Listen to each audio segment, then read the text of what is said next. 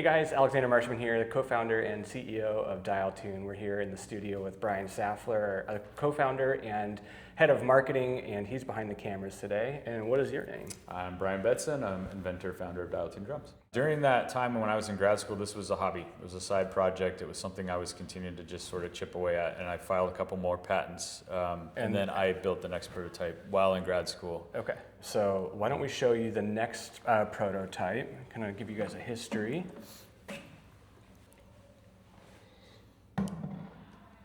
All right, so you had your original prototype. This one looks a little bit more complex. It looks like it's, can you tell me, how did this one come to market? It's pretty different. You got rid of the traditional hoops. What changes, what was the evolution to this spot?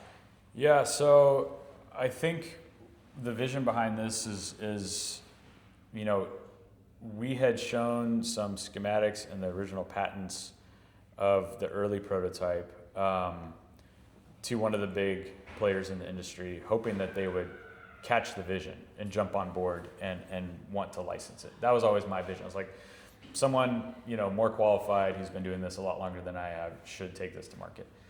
And we basically got crickets. Like, they wouldn't even look at it. They were like, you know, you can't just submit ideas. They had this whole process. The gatekeepers shut us down. And so I thought, well, maybe if I can just prove it a little more thoroughly, maybe if they really see the vision and they can not just see it as a sketch, but could actually experience it and play it and hear it, then maybe that'll move the needle a little bit.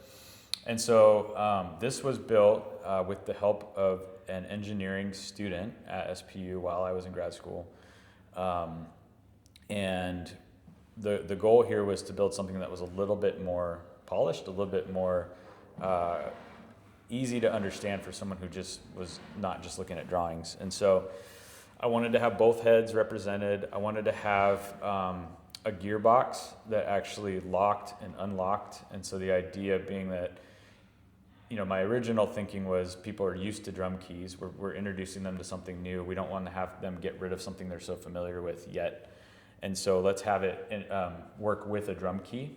And so that's why you see kind of a traditional tension rod head on the ends of these boxes. So yeah, we designed with the help of this engineering student the gearboxes. I took these hoops to a welder in Tacoma and had these little boxes welded on a couple different times to get it right. And It's then never on the first time. It's never the first or the 10th time. It's always, It's such a process. so much harder than it sounds. Yeah, and this became kind of V2 proof of concept. And again, my goal was still like, okay, now that it's got both heads tuned independent, which I'll say this, from the very beginning, that as a drummer to me was super critical. Like, I knew that the ability to tune the heads independently of one another was something that always needed to be a feature on our drums, on anything that I was gonna play as a drummer. And so it was never a thought in my mind that it would be any other way, but I wanted to be able to show that, because one of the experiences of a system like this is being able to play with that relationship between the heads. And so I thought if I could demonstrate that in this V2 version, the first one only had one head, then maybe it would kind of inspire whatever big brand out there was gonna take the next step with it. So Bryan, we've gone through multiple prototype editions, different versions. What did you learn that you liked about this, and what did you find out that you had to change? Yeah, great question. Independent tuning, we talked about that. That's super critical to me as a drummer. It's kind of a non-negotiable. So I loved being able to play with the adjustments between the top and bottom head. But my thinking at the time was, let's continue to use drum keys. Obviously, we've shifted away from that. My thinking at the time was having a locking kind of ratcheting system on the dial that had this quick release button on top where you could, it doesn't work now, it's been sitting forever, but if you pressed the button, the cable would then release quickly. We moved away from that actually. It sounds like a good idea, except if I want to detune to a certain point, right? I don't have the control to back it off incrementally. It just quick releases and then I have to ratchet back up. And so we moved away from that. We moved away from the drum key eventually at some point too. So a lot of things that are kind of similar to what the premise is on our existing system, but also different. and one thing I know that we've done is we've tested hundreds and hundreds of cables. This one here is steel, braided steel. What did we learn about braided steel in this process? Yeah, it's very stiff. It tends to take a memory, so like where the bends are, it'll actually form like a kink. It doesn't spool very well, and for those reasons alone, it wasn't really the right solution. Yeah. So the next step in the process, I think is this our first one after our investor came on? It is. Yeah, so this one, we spent way too much money developing. Again, everything tends to, if you're trying to do things at scale. It's not our first one because the first one didn't ever work. Okay, that's right. So we ended up getting some money back. Anytime you try and build something at scale, there's so much that you have to learn. And I think one thing we learned about thinking through design as non-engineers ourselves is that when you're working with engineers, they have very specific ways that they solve problems. And we didn't really trust ourselves in the design process because we trusted the experts. We said, oh, they should probably have a solution for this. And I think that's something I watched you learn is to trust your intuition more and then find other engineers that also had good intuition and trusted you. Yeah, not all engineers are problem solvers. They can be very good at executing design. The really good ones are able to think outside the box. And we had to learn that the hard way. The other thing I had to learn was, like you said, to trust my instincts, to collaborate well, but also to take ownership. Like there was a big part of me that just wanted to hand this off. I was like, that's too much work. It's too scary. I don't know what I'm doing. I'm not qualified. I need to hand this off to someone else. And I think that I had to learn that especially as soon as investor money was involved, it's like that, I have to own that. Like that's my responsibility now, our responsibility to honor the investment, to honor the team, and then also that, I can't just hand this off and hope that someone else is gonna be able to have the same vision I have for it. Yeah, it's also honoring the idea that was kind of given to you. You're a good steward of this new invention, these patents. It's almost like you're being obedient to what's in your mind of this vision moving forward, and that obedience that, like, I was talking with a friend recently and he said he wanted to start a business. I said, don't do it unless you have to. And we're here because we have to. Like, this is something we have to do. We care about it, and we need to see this to the fullest possibilities and potential of the technology. So tell me about the process of developing this specific drum. Our vision kind of for this version at the time was that we were going to create something aftermarket, something that could basically clip onto any existing hoop and anyone's existing shell, and maybe we would sell the system that people could then take and use on their own kit at home. And so we set off with that kind of vision in mind. Turns out that was a lot more challenging than it looks. Frankly, there are just too many variables to make it work consistently. And so we couldn't guarantee that anyone could just put this on their drum and get the same results, the same experience, the same sound. And so we didn't want to offer something that wasn't going to deliver basically what we were promising it would. All right, we've been to NAMM so many times now, and we've talked to thousands of drummers. And I remember this drum specifically, we had hundreds and hundreds of conversations.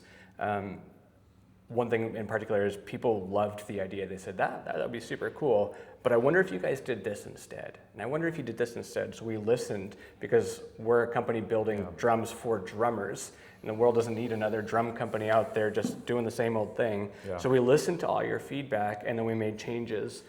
So that led us into our next version.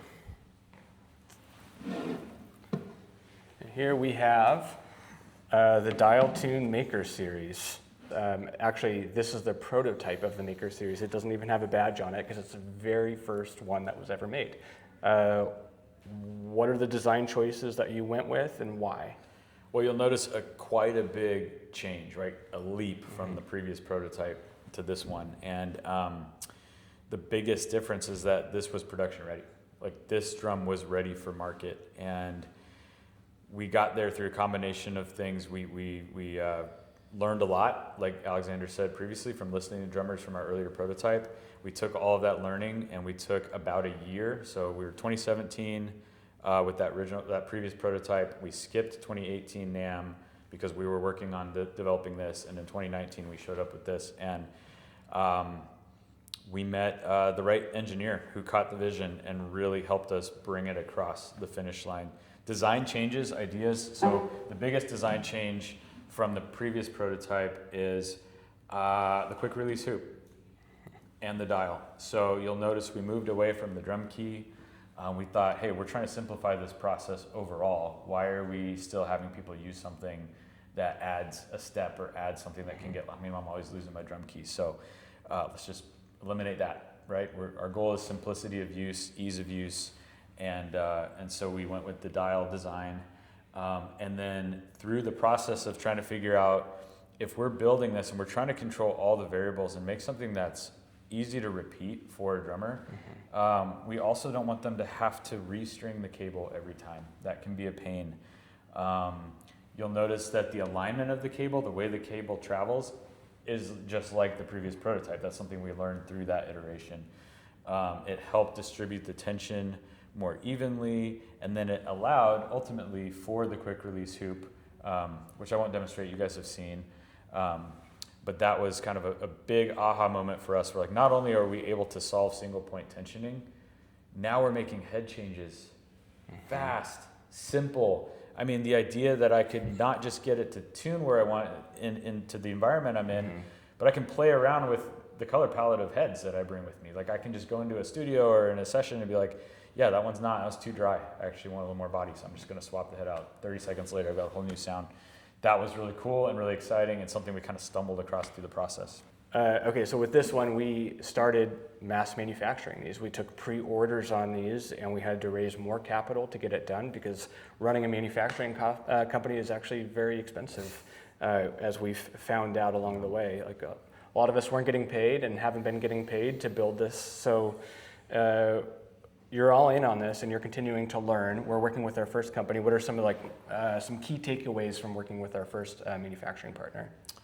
Yeah, so it was a big challenge because basically we got to this prototype, we took it to NAMM, and the feedback was insane. I mean, people lost their minds, and it was really an exciting moment to be like, okay, we did it. Like, this is what drummers have been saying they wanted, and the feedback we were getting in the booth and the sound we were getting from the drum was just confirmation that from a product standpoint, we'd arrived at something that was viable, and then we had to figure out how to build it at scale.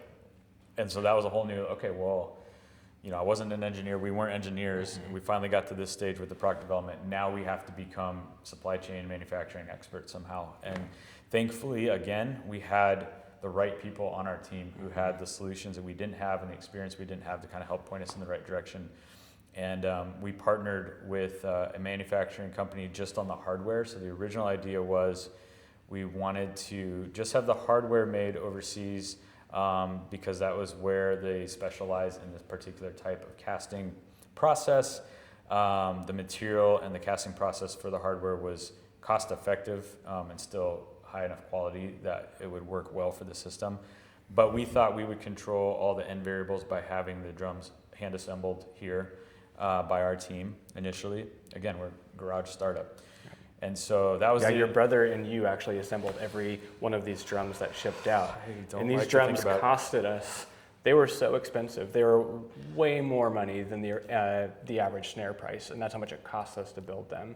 So we had to sell these at $1,000 a pop originally, and that wasn't good enough for us. We wanted to make sure that these drums could be much more affordable. And so we kept on evolving, and we found a new manufacturing partner that makes, they're able to make micro adjustments that we need, because we're always evolving, trying to find ways to continue to take feedback from you as drummers. And so we have our next iteration of our snare drum,